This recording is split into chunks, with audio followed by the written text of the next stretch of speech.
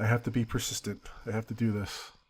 I need to beat one of these bosses. I'm tired of being defeated. This whole episode just me being defeated. It's time to take this guy out. Even if it takes me all freaking night.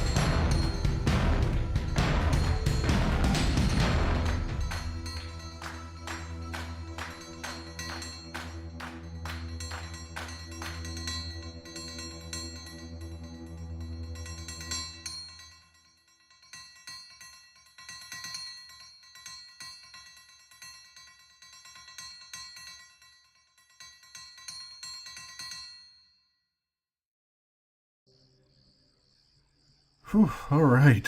That was a ridiculously long battle. My fingers are really hurting right now. That had to be, I don't know, that had to be at least 15 minutes or so. That was crazy, but we did it. Finally defeated the boss here on even terms.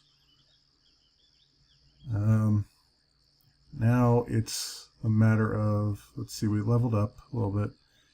Want to try to clear out a few more people around here. Start with these guys.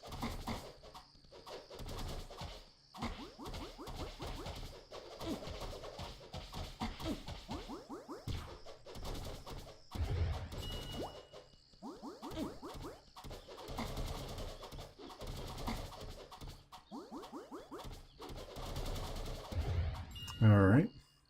Get rid of those guys. And, what do we have here? I think I still have a good number of health potions left. I mean, I had 30 or so when we started. I've got 10 left. Alright, so I used about 20, 24 health potions, something like that.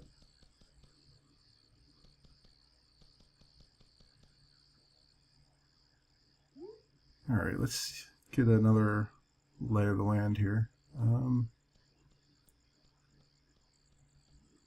Yeah, I think I'm going to stick around here a little bit more and just... Oh, I hear a battle going on here. Let's see if I can get down there and investigate. Maybe they'll drop something that I can use. Yeah, I think I'll hang around here a little bit and then maybe we'll move on here.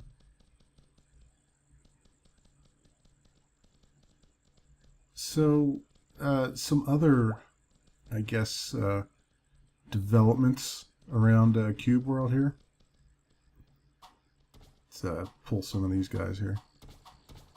Some other developments around the community aspect of Cube World. As much as I don't really want to involve myself in what is an internet flame war, I'm going to. I still feel like I need to address some of these things, just because, you know, I am a member of the community, and there are some good points being made and some really terrible points being made. But I'll focus on the good if I can.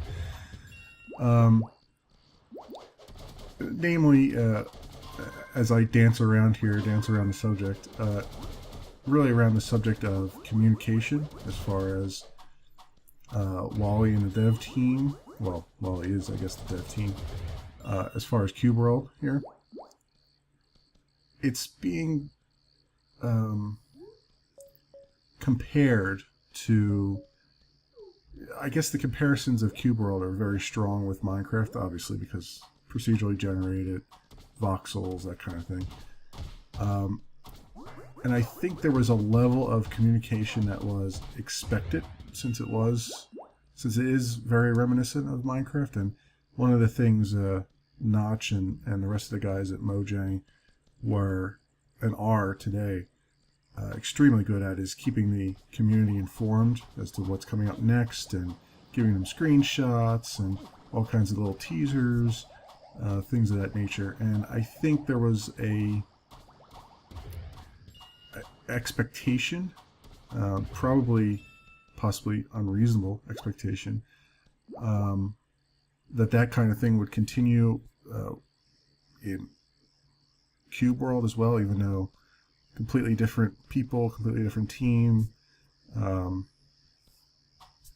different development style, the whole 9 yards. And there are some... How can I put this? There are some merits to what's being said, particularly on the Reddits, even though you kind of, before you go on Reddit, you kind of put yourself in the mindset of, this is not how to act in public.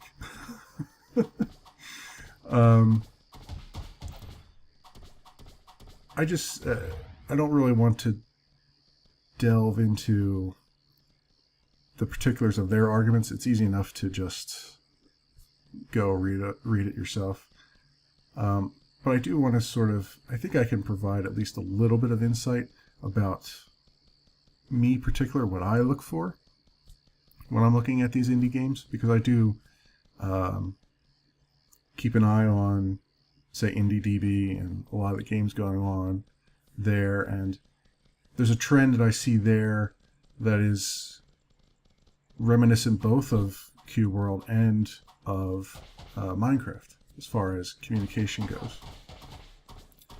And rather than say, oh, this is the right way to do it, this is the wrong way to do it, I'm just going to say what I look for when I'm looking at games, as well as using my own background in development. Some of the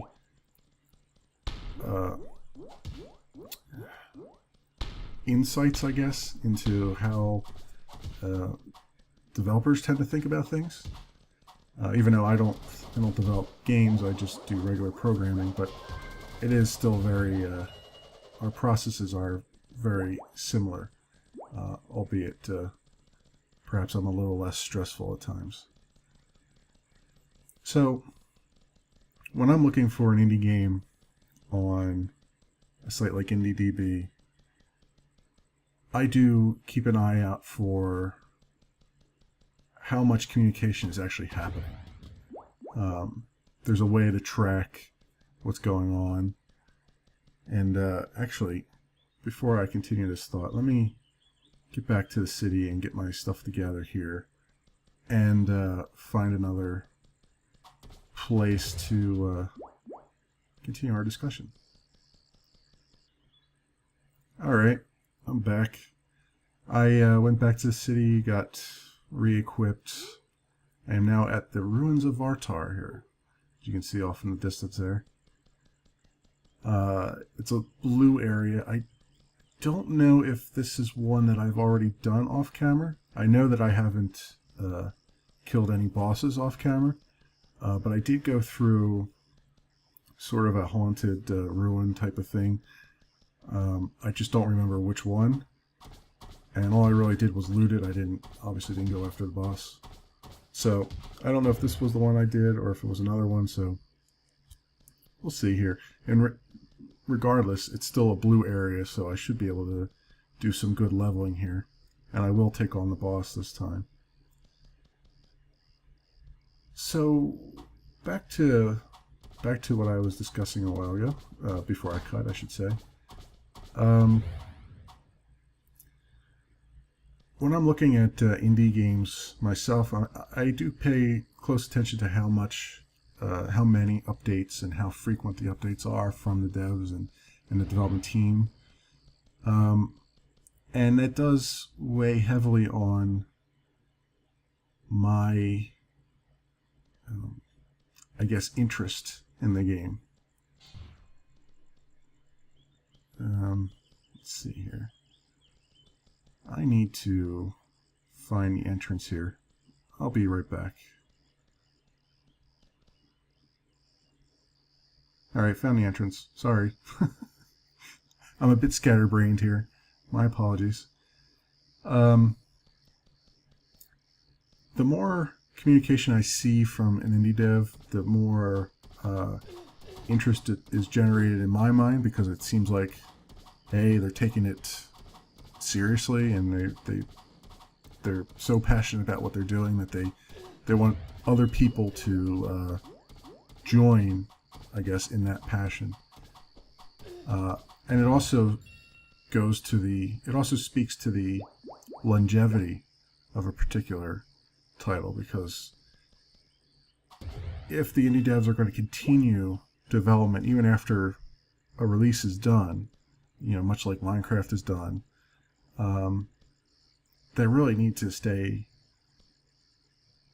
keep the community interested in what they're doing. And the best way to do that is just keep communicating, even if it's too much communication. I don't even think there is such a thing as too much communication, but even if that's the case. So on IndieDB, there's indie games out there that run the gamut of those communication styles. There's ones that you may only hear from once in a blue moon, and there are others that I see updates on them on an almost daily basis.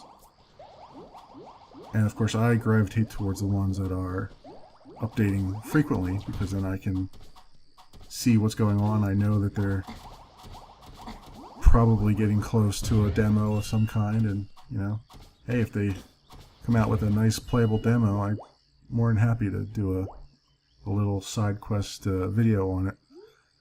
to try to garner up support, if you will. That communication, though, can take many different forms. So I've seen, it could be just a blog post. It could be just a Twitter, message. It could be an image, a screenshot. It could be any number of things. And when you start to navigate some of the complaints on Reddit and whatnot in terms of Cube World here, you'll hear quite often they'll repeat how hard is it to just send a 140 character tweet out? How hard is it to do this? How hard is it to do that? And I'm not going to argue on the merits of whether that's true or not, but what I will say is, from my experience as a developer, it's damn hard.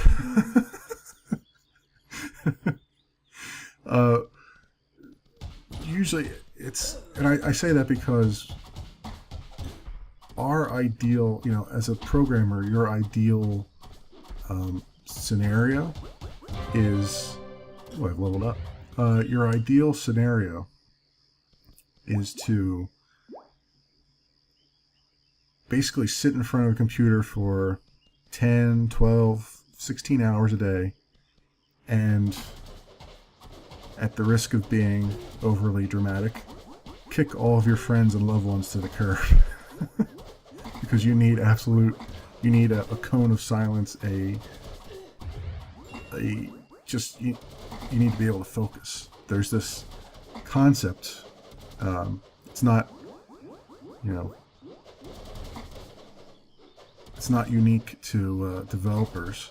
It happens in a lot of different professions, but there's a concept of being in the zone, quote unquote, which is essentially you're so focused and you're just sitting there typing away, and your ideas are just coming quickly, and the code is practically writing itself. You're like just a machine almost.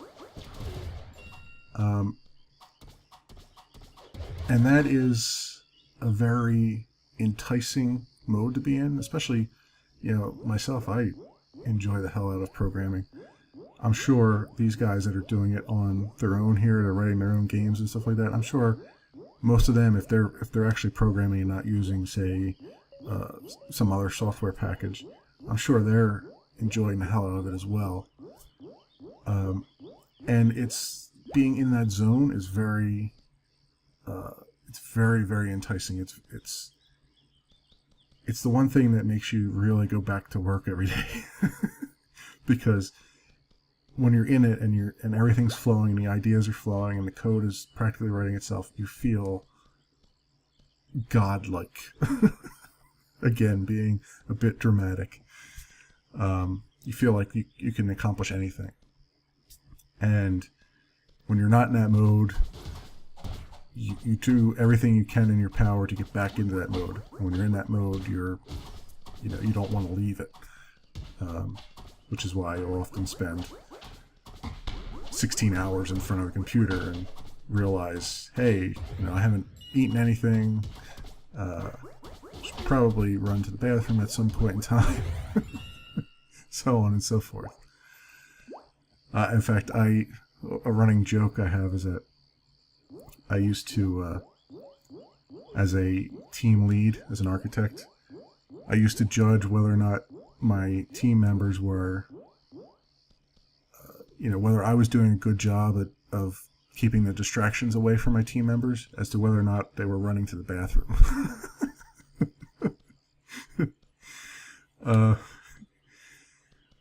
Side note, little tangent there. So, you think to yourself, of course, well, how hard is it to make a tweet? Let's address that part. And from my opinion, being a programmer, it is very difficult. It's difficult because of the medium, right? The medium of Twitter this is a social network. It's a social networking site. Making a simple tweet is, yeah, oh yeah, it's really simple and easy. But when you're in a position of, hey, you're the lead developer, you're also, because you've created your own company, you're also the lead technical person, you're the lead developer, you're the lead marketer, you're the lead customer support, you're all of these things. It's not so simple to just put a tweet out there and then ignore it. You know what I mean? You put a tweet out there, the expectation is that you're going to spend another hour or two sort of communicating with your community, waiting for replies, especially if you have a lot of followers. It's not going to take long for them to jump on every little thing, give you replies, give you questions, things of that nature. It's not so easy to just throw something out there and then not respond to anybody for 2 days, right? Because there is still some expectation of participation on your part. It's not a read-only kind of thing. There are read-only types of communications, and a good example of that is not so much blogs, but a good example of that is what the guys who are doing StarMade, or not StarMade, what is the name of that game? The guys from Team Chucklefish, and I forget the name of the game right now. It escapes me. But it's basically the same guys that worked on Terraria. They're working on another project that is very similar to Terraria, but takes into account space travel and other worlds and all that stuff. And I supported them, I funded them, and I don't even remember the name of it right now. It just escapes me. But those guys have basically, they took their dev notes, sort of, and their team status, and just put it up on the web, and they just update it, right? Just have a website out there, they just update that. It's their roadmap, their development goals. They're just out there, right? And they just update it whenever they would update it themselves, You keep your own notes, you say, okay, I'm done this, or I'm not quite done this, whatever. You just update a web page rather than update your notepad, right? And that's an awesome way of saying, hey, community, here's what I'm working on. You can get a nice little look at what I'm doing, but I'm busy right now. Don't ask me any questions, because it's just read only, right? Whereas Twitter and Facebook and Google Plus and even, for that matter, YouTube, doing a YouTube video, it requires a level of participation that just throwing a static web page up doesn't. Even a blog, for that matter. So that's why I say, yes, putting a tweet out is difficult for a developer who's trying to focus. That said, when you take on the responsibility of starting a company and basing it on a game, part of that responsibility, and this is where experience comes into play, part of that responsibility is wearing many hats. And I think the lack of community involvement that we're seeing with Cube World really stems out of, and for that matter, other indie development that I've seen on other sites, it really stems out of a lack of experience, right? And there's no real way to convey that experience to somebody. You know what I mean? That they kind of have to gain that experience themselves. You can give them advice, you can give them tips, but it's really up to them to take those to heart or not. And I think there's plenty of examples of decisions that perhaps someone with a little bit more experience would have done differently. So, for instance, and these are things that have been mentioned 100 times, but I will beat that dead horse. For instance, handling the store yourself, right? Now, on the surface of it, it sounds like you don't have any money, you're just starting a company. It sounds like the perfect thing to do, right? You think, oh, I can just do it myself. It's easy. I'll throw something together. I won't have to pay anybody to do it. There won't be ongoing fees that are being taken out of the price of the game, and I can charge a minimal price, so on and so forth. The problem with that outlook is that does not take into account the reality.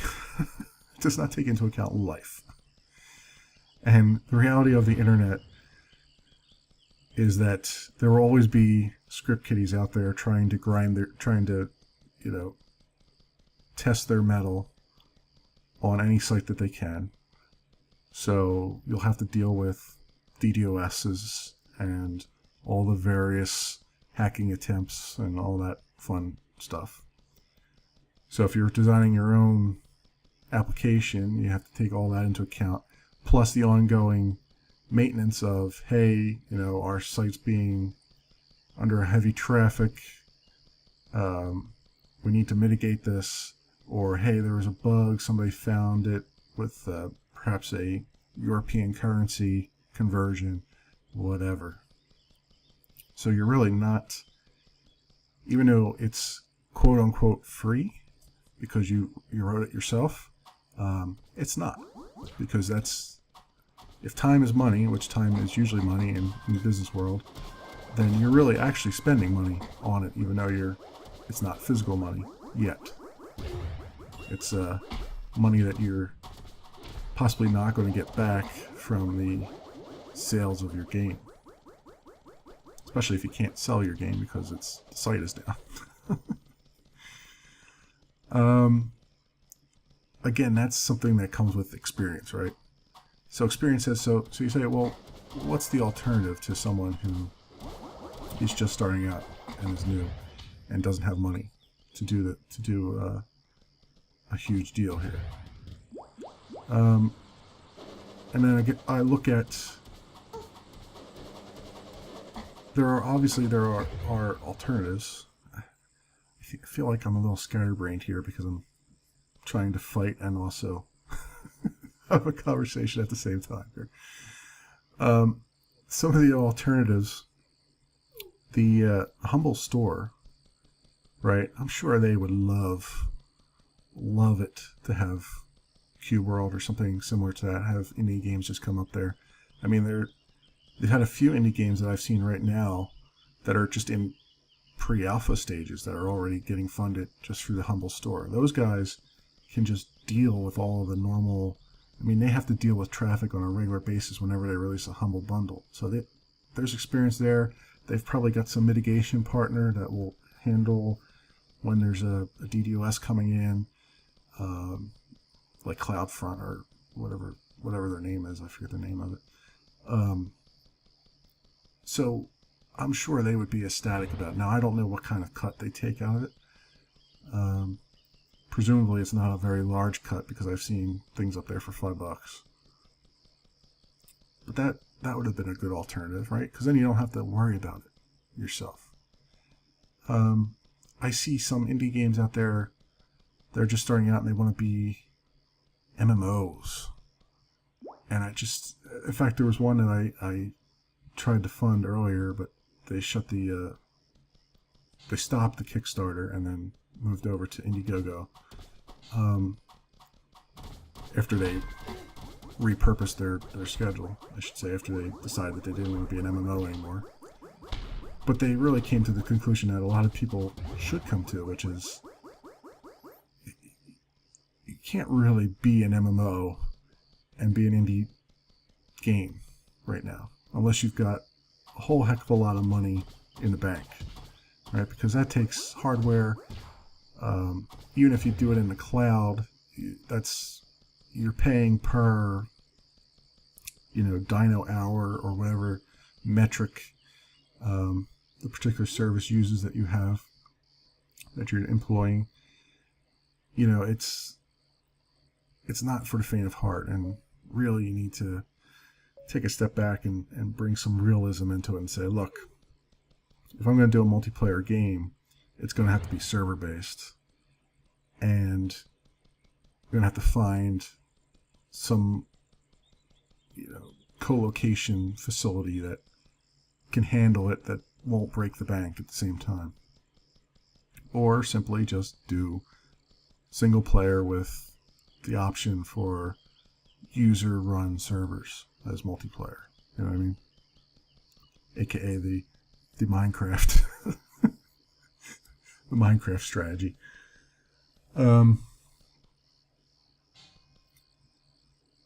Again, those are things that come into play based upon your experience, right? It takes some experience to step back and say, look, where do I want to spend my time? Where do I want to spend my effort? Obviously, as a developer, as a programmer, I should say, you want to spend all your effort on the code, right? But if you're the only programmer, it's just not possible, right? Because there's marketing that has to be done, there's maintenance that has to be done, there's communication that has to be done, there's business stuff that has to be done. And by communication, I meant business communication. So it is very valid to be upset, I suppose, about the lack of well, not upset, but disappointed by the lack of communications from an indie dev, especially after you've given them some money to help them develop the game that you really like. But there are, as the old saying goes, there are two sides to every story, right? I'm not sure what my conclusion's supposed to be here. I'm more rambling about the things that are on my mind when I read some of these threads on Reddit about people complaining about the lack of communications, the lack of knowledge as to what's coming up next in Cube World. And it is frustrating, because especially for someone like me and like other YouTubers who are actually recording this and enjoying the heck out of the game and really want people to go out there and buy it and have as much fun as we're having, because we don't know what's coming up either. You know, we're as equally as in the dark as anybody else.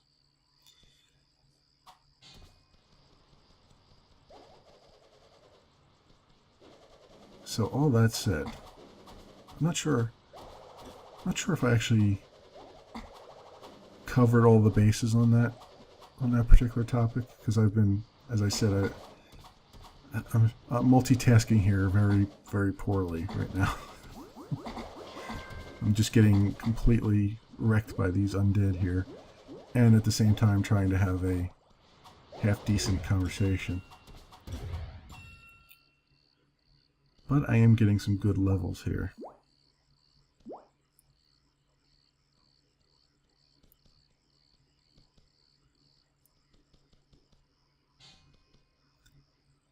So maybe I should come up with some kind of conclusion here. My conclusion to indie devs is there are ways to communicate and still stay focused. You have to remember, though, that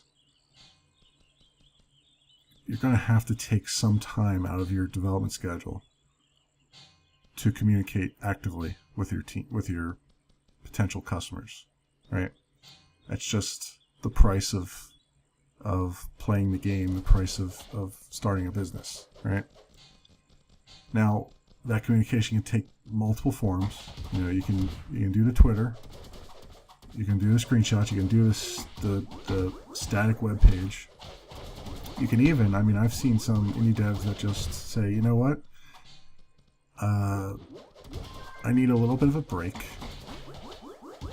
You know, been working all day, and they just need to unwind a little bit so they can recharge.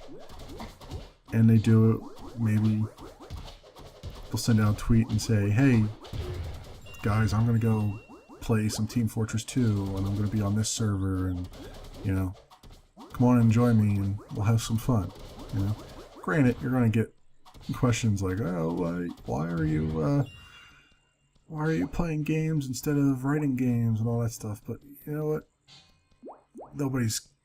We're used to the fact that nobody understands what we do. You should be used to that. I'm used to it by now. Everybody else should be pretty well used to it by now. Nobody understands the amount of work that goes into it. Nobody can really nobody cares. Let's put it that way. I mean, heck, I have numerous stories of, you know, getting calls at 2 in the morning. You end up spending all morning and all day debugging something only to find that there wasn't actually an issue there. It was a known feature that you didn't have. You know what I mean? It's just one of your clients decided to go get drunk one day and got home at 2 a.m. and they tried to surf your website on their phone, and you've never supported that. You've told them that you've never supported it, but they wanted to say, they wanted some, I don't know, traction on it. So they just send in a generic, hey, your site's broken, type of thing. And you got a developer up at 2 in the morning and all day that day working on it, only to find out that no, everything is working just fine. It's a known thing that you don't support. And plenty of stories of that. Nobody's really going to understand or really care to understand what it is that you're doing and how much work and how much effort you're putting in there. So don't allow that to get you frustrated or get you down. And just know that people are going to take pot shots. But as long as you're communicating, you're ahead of the curve. And I am apparently really screwed here because I'm going after this boss and suddenly all of his minions have regenerated. This is less than fair. I had this place cleared out and then all of a sudden got nothing but got tons of guys following me now.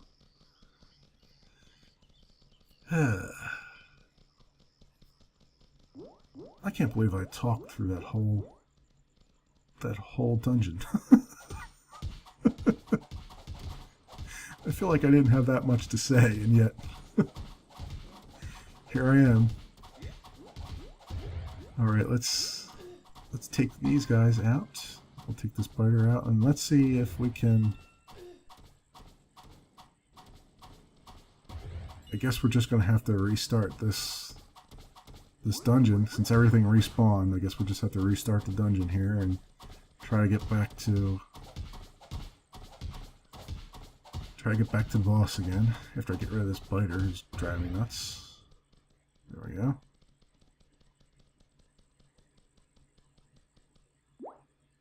Oh, I got a crossbow there. That might be useful. Plus 29. Oh yeah. Yeah, that'll be useful.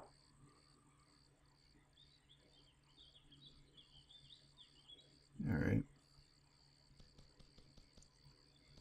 Let's head back in and see if I can get a little bit of a distance here. Or distance. See if I can get back to the boss. It looks like this is the one that I had looted off camera because I saw those chests were empty later on in the dungeon here that I came up to. So, but I know I haven't defeated the boss, so at least getting our levels out of it anyway.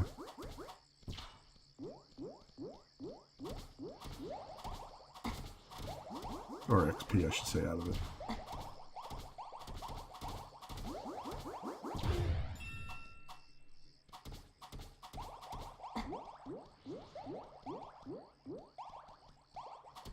And that was my last health potion, wasn't it?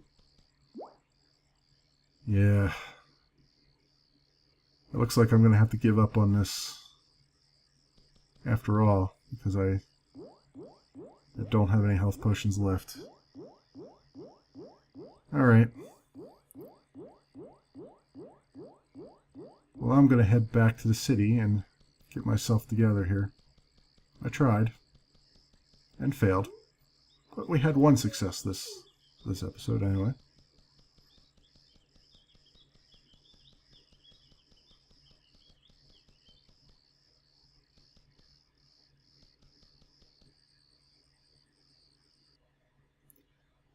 Alright, I'm back in the city here. And I'm at the workbench, and I've noticed that I can build a pretty nice crossbow here. The one I'm using is completely maxed out as far as damage, so let us, and I can finally put that iron to use anyway, so let us craft this.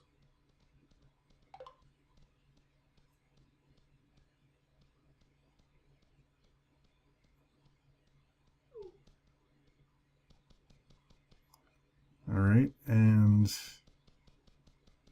go over to the smithy over here. And first things first, I want to get rid of some of the, or convert some of my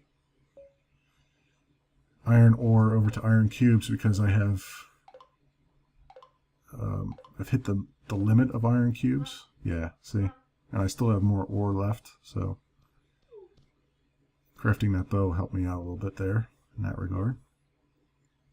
And let us add some cubes to this bow here.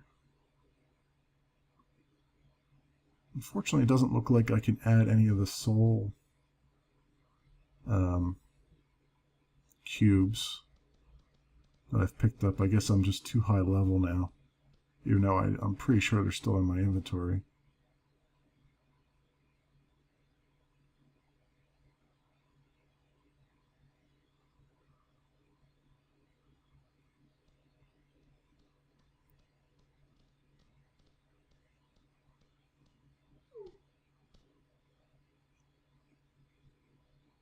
Yeah, damage 16, huh? A little less hit points, but the tempo is a little less, but the crit is a lot higher, so I'm going to equip it.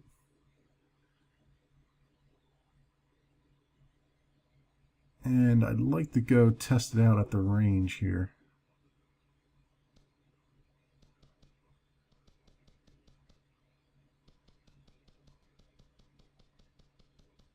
Alright, let's see how much damage this does based as compared to our old one.